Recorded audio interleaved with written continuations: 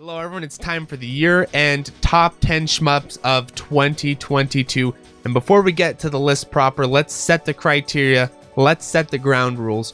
First of all, the game needs to have been released in the year 2022, and that seems a simple criteria, except in the world of shmups, it is not, because we have so many re-releases and so many updates and ports.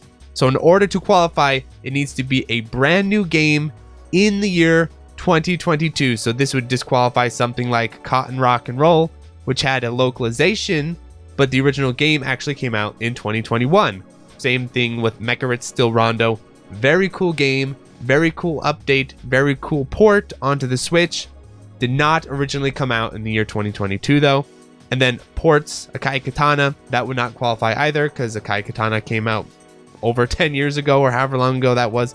So it needs to be a new game in the year 2022. Otherwise, the list will just get absolutely crowded out by the same updates and titles all the time. Every time Crimson Clover comes out, it wins Game of the Year every time. It needs to be a brand new, fresh, hot off the oven release. And of course, it needs to be a shmup. And if you really want to know in vivid detail what qualifies a game as a shmup, I have a whole video about it with Shmup Junkie, so check that out.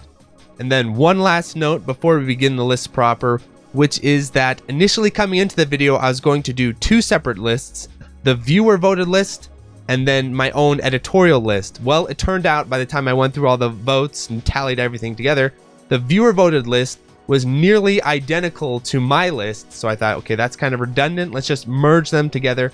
So you can kind of view this list as a blend between my own choices and the voting, but they're incredibly close. So you can kind of take it either way, to be honest.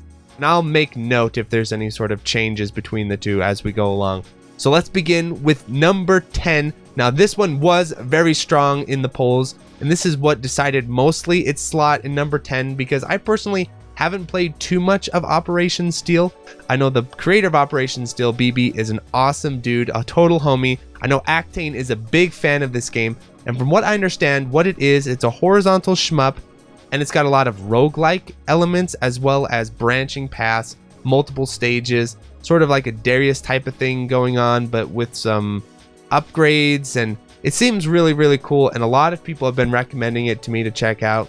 So if this looks like the type of shmup you'd be interested in, I think it's a very solid way to begin this list at number 10. And then we have number 9, Soul Cresta. Dun, dun, dun. You all thought it was going to be higher. The Platinum boys are pissed, but hey, you all voted this way, and I agreed. It is kind of a tragedy, honestly, how low this game is on the list, just because of the potential this game could have had. Just coming out of a major studio like Platinum, this could have been a big revolution. This could have been a real crossover point for the genre. But yeah, Soul Cresta just is not that great of a shmup. It's solid, but it's just not the second coming of the genre or anything like that. Platinum tend to overrate themselves, in my opinion, when it comes to their ability to make just any genre of game whenever they want, and they kind of have been showing this. I mentioned this in my Bayonetta 3 review, where Platinum seems like they think they can just make any style of genre and they're going to be masters at it. I'm afraid that is not the case. Soul Cresta is solid, it's fun, it's got some interesting things going on, but it is not a masterpiece, unfortunately. The graphics are not great. The performance on the Switch is horrible. The performance overall is not so great, even on PC. It's an interesting game. It's kind of a cool thing to see a studio like Platinum try a shmup, but it just isn't quite there. It didn't quite come together fully, and the price didn't help it either. So it is pretty cool and interesting. It just sort of landed flat in the end. Then up next on the list, number 8, Grand Cross Renovation, which sounds like a Sims game, but it is a shmup. Now, I really liked this game when it first came out, and I talked about it in my review, how awesome I think the graphics are. I think the presentation, the background work. This developer is getting a lot of stuff done right, and it really reminds me a lot of a Treasure game. And it is one of the few sort of non-Treasure games that have come out over the years that feel like, oh, this has some real Treasure inspiration. And what I mean is that a lot of people, when they look at Treasure games, they look at Radiant Silvergun, they look at Ikaruga, they get caught up on sort of the obvious outward mechanics like having a sword or the polarity system, things like that. but they don't really pick up on the other aspects of treasure shmups that make them so good, like the background work, like the boss design, the enemy design, the graphical presentation overall. And I think Grand Cross Renovation nails all of this, but it does have a big Achilles heel, I think, that holds it back from pure excellence, which is the difficulty of the game. The game is just too easy. The game is just too light on its toes as far as allowing you to go through and just plow through it, no problem. Even if you're playing for score, even if you're really trying to add in as much challenge as possible, the game is just too easy, too lenient. It needs more oomph, it needs more juice, it needs a hard mode, it needs like an Uber Mania hard mode. It just needs more difficulty. And that's actually kind of a rarity within shmups, but we're seeing this happen more and more, and we'll actually talk about this with some of the other shmups on the list. It just is not hard enough. Great for new players, but once you kind of get your feet in, even new players are going to start to say, okay, I want more. Give me more. So I love this game. I think it's doing a lot of cool stuff, and I have a whole review for it if you want to check that out. But fortunately, it just wasn't quite difficult enough. And then number 7 on the list is a surprise from left field. I actually did not know about this game's existence before working on this list, which is Moon Dancer.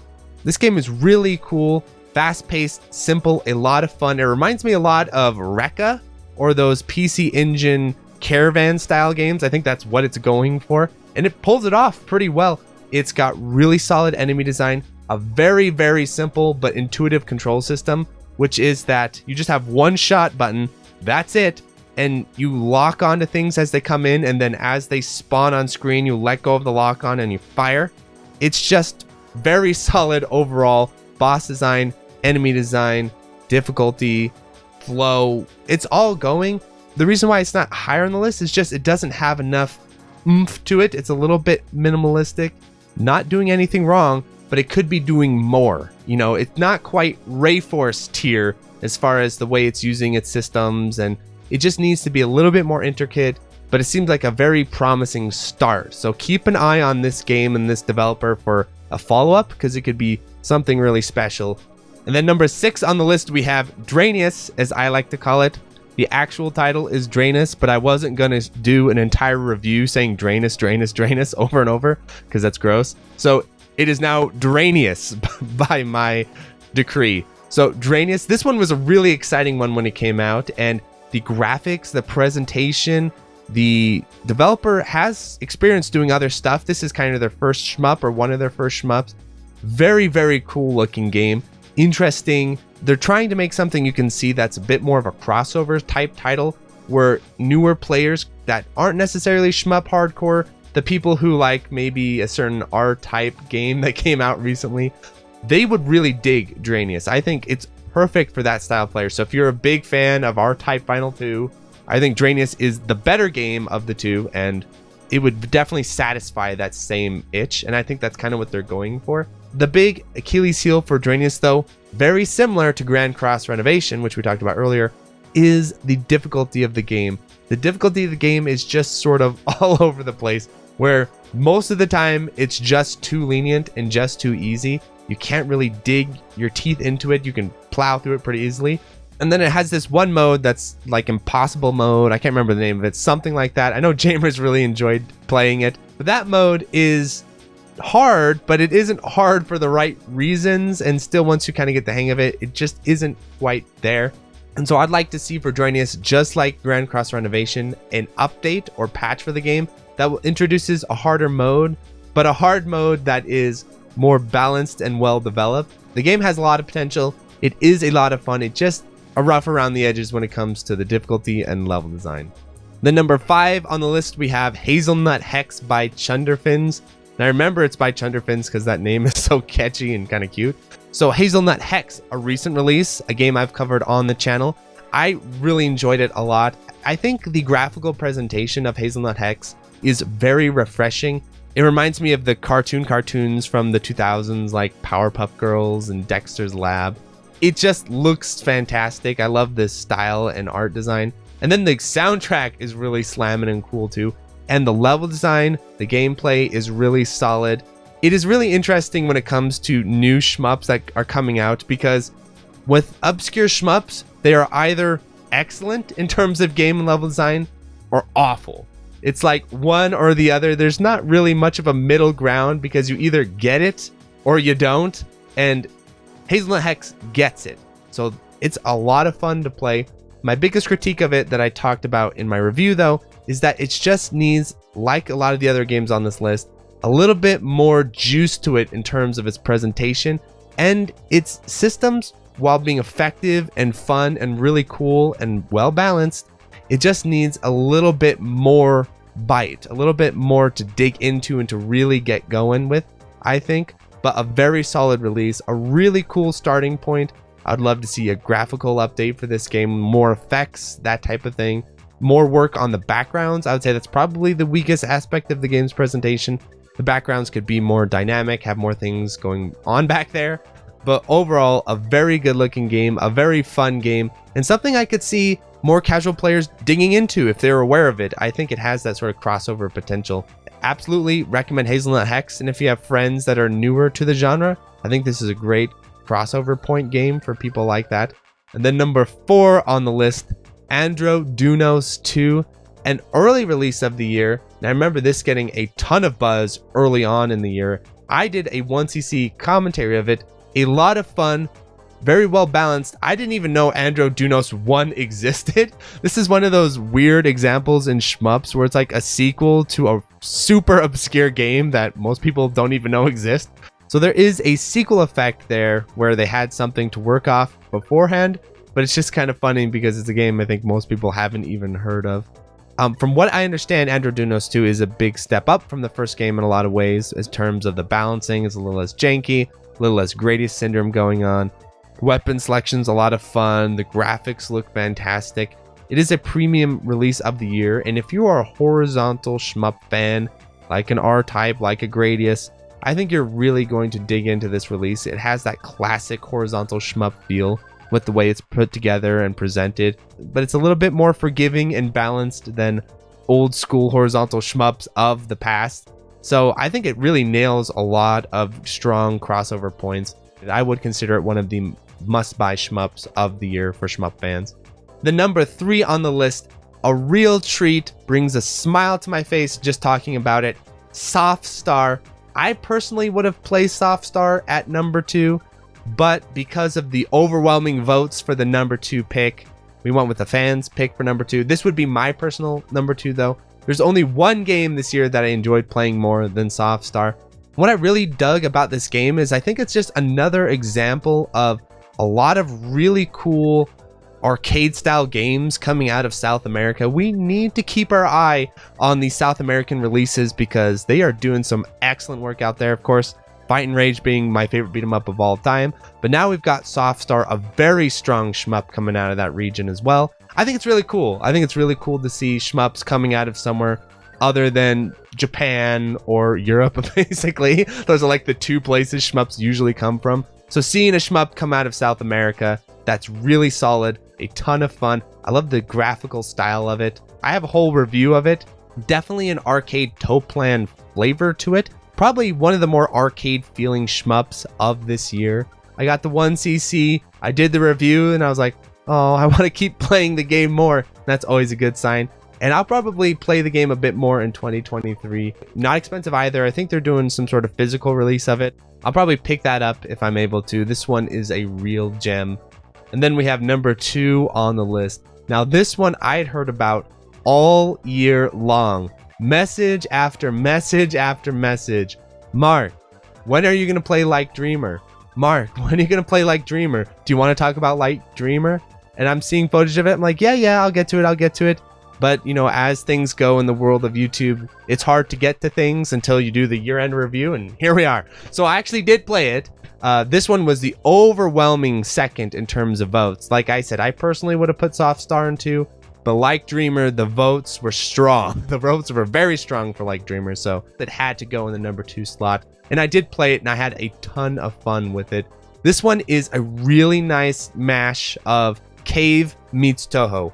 It's a simple selling point, but it's a compelling one. If you're a Cave fan, you're going to really like it because it has the Cave stage design, it has Cave bullet patterns, later Cave feel to it, but at the same time, the Toho influence is undeniable, not only in the graphical presentation, of course, but also in the way the grazing works, the bosses. It's a very nice fusion between the two styles, and I think that's why it's so popular and it's making so many waves among players. I liked it a lot. I think it's really good. One thing about it, though, that I think is very unfortunate, and it seems to always happen with these Toho-inspired releases, is there is no Tate. Why? Why don't you add Tate mode to this game? I don't want to play it horizontally, and yes, it has meters and graphs. You can fit that into a Tate. You know, these days, most Tate is 16:9. You can have a 16:9 Tate rotation. There's room on the borders in the top and bottom to put these things. You can figure it out. You can get this damn game to play in Tate. I think it's just because it's a Toho-inspired game, and Toho players do not play in Tate unless you have Throw-Tater. Come on, add in Throw-Tater hack for this. Add in some sort of patch. Give us Tate, please, because as I was playing the game the whole time, I do not like playing it in the horizontal aspect ratio. Another critique I would say of the game, though, is as excellent as the graphical presentation is, and it's light and fun and more polished than I was actually expecting. Like when you go into the menus are really polished. The thing is very well put together, but I feel like it just needs a little bit more Crimson Clover-esque explosions and effects going on. It feels a little flat, if you know what I'm saying. Like in terms of the explosions, the effects. It's very similar actually to Hazelnut Hex in that regard. I'd say both of those games have very nice, really attractive art styles, but they're a little lacking in the effects department and a little lacking in the background department. But other than that, a very good looking game, very fun, very well made, absolutely. And if you're a Cave fan, you're going to enjoy it. If you're a Toho fan, you're going to enjoy it. And that is a potent crossover when it comes to audiences, because those are the two biggest shmup audiences, obviously. And then we get to number 1 by overwhelming votes, I must say. So this isn't just me editorializing. Overwhelming, no contest, the number 1 pick for this year. If it wasn't obvious, Gunvane. What an amazing release made by friend of the channel, Boghog. Soon we're going to have him on to talk about it in more detail when the console ports are coming out. I did a whole review about Gunvane, how much I really enjoy this game. This is just a very solid effort, and it is getting so close to that authentic Cave feel. Not only with the gameplay, not only with the enemy design, not only with the boss fights, not only with the modes, but also with the presentation and the graphics. It's just a really excellent effort, and it's doing new stuff as well that hasn't been done too much in the genre, like the roguelike mode, like a really solid continuation system, really robust practice mode, missions, and it is sort of a crossover between a rising style shmup like Battle Garega and then a later cave style game like SDOJ. That's kind of how I always remember the game in my mind, is like you take Battle Garega, you take Crimson Clover, and you take SDOJ and you shove them together and boom! Gunvane's kind of what you get out of it. I've had a ton of fun playing this game. I'm going to do more about it next year, absolutely, when the console release comes out. And for those not in the know, like I said in my review, yes, this is an NG Dev published game, but it is a cut above all the other NG shmups by far. I'm not trying to be mean, but it's true. It's just a cut above them because Boghog was brought on to work on this project, and he is the man behind it, and it definitely shows. So Gunvane, absolutely my shmup of the year. No contest. The voter shmup of the year, no contest. Keep an eye out for the physical release, the console release. Every base that can be covered, Gunvane's just covering it. You want it on PC, it's going to be on PC. You want it on console, it's going to be on console. You want solid modes, you want good gameplay, you want great graphics. And the only real sticking point of the game that I talked about in my review is the background work could have been better. And also, from what I understand, judging by Jamers' channel, like if you get really into the scoring and the higher expert modes, like you can abuse a lot of iframes, it sounds like. But from what I understand, Boghog is addressing this and patching it. And I think within the first year of the release, I think it's totally fair to get things patched up in terms of balance and things like that. I mean, look at Crimson Clover. Crimson Clover's had how many balance patches over the years? Many. And it's been for the better. the launch version of Crimson Clover versus the version we have now, World Explosion. I mean, those are basically two different games and a big leap in quality. So overall, a very good year for shmups. I'm very excited for 2023 as well. Hold on. Before you just click off the list, because you've had your way with me and you've gotten what you want out of me, you've got your dirty numbers, don't leave yet, because I actually want to finish this video with a overall summary and analysis of what we've seen this year in terms of trends within the genre, changes within the genre, where the genre is going, what lessons we are learning. I think that's pretty important, so hang on before you just leave. So the first thing that I've noticed with this year is the era of the Euro shmup is finally coming to the end.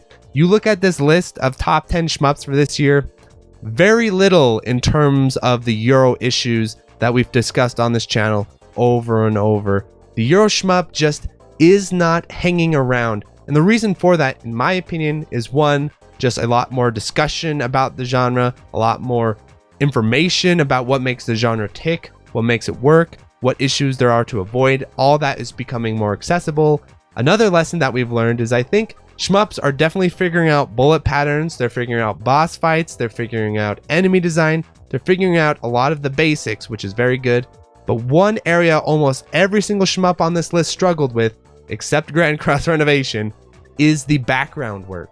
I think coming into 2023, if I was like the coach of the genre, I would say, okay, everyone, great job. You're doing great stuff. We're bringing down a lot of the issues with the core gameplay, but we are struggling with the aesthetics a bit. We are struggling with the backgrounds. A lot of them are still very static and simple. We need to get that more dynamic and get that more interesting.